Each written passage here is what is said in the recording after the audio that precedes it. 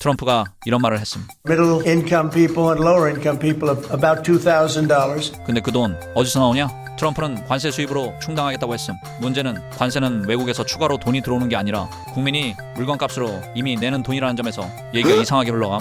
관세라는 건 겉으로 보면 외국 기업에서 돈을 뜯는 정책처럼 보임. 근데 실제로 돈을 내는 건 외국이 아니라 미국 수입업자임. 수입업자는 관세를 내는 순간 그 비용을 그대로 가격에 얹어서 소비자에게 넘김. 예를 들면 $100짜리에 25% 관세가 붙으면 원가는 $125가 되고, 이건 도매 소매 과정에서 마진까지 붙어 결국 소비자는 $30에서 $40 오른 가격을 만나게 됨. 즉 관세 수입이라는 건 외국에서 돈이 굴러 들어온 것처럼 보이지만 현실은 국민이 물가 상승을 통해 이미 낸 돈임.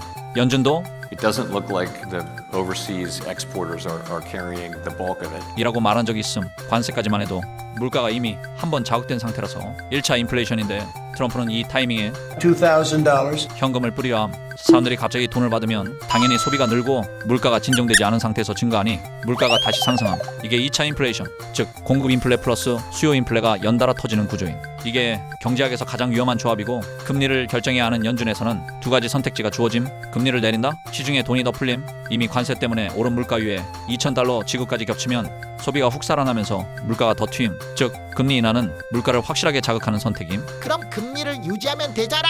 그런데 관세 자체가 비용 인상이라 기업 유통 소비자에게 쌓이는 물가 압력이 계속 누적되고, 여기에 $2,000 지급까지 겹치면 수요 압력도 동시에 올라감. 즉 금리를 유지한다고 해서 물가가 자연스럽게 꺼지지 않음. 이런 구조에서는 연준 입장에서 동결이 그나마 물가를 더 자극하지 않는 최소한의 방어 수단이 됨.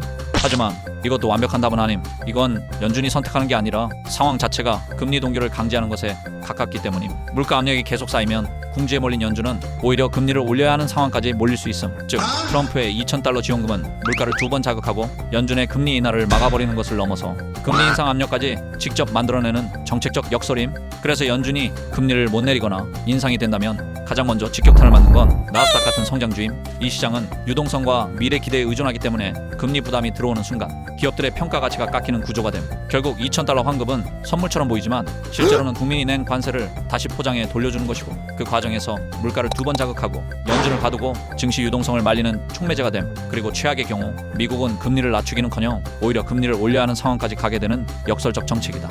더 자세한 설명은 댓글을 보도록 해.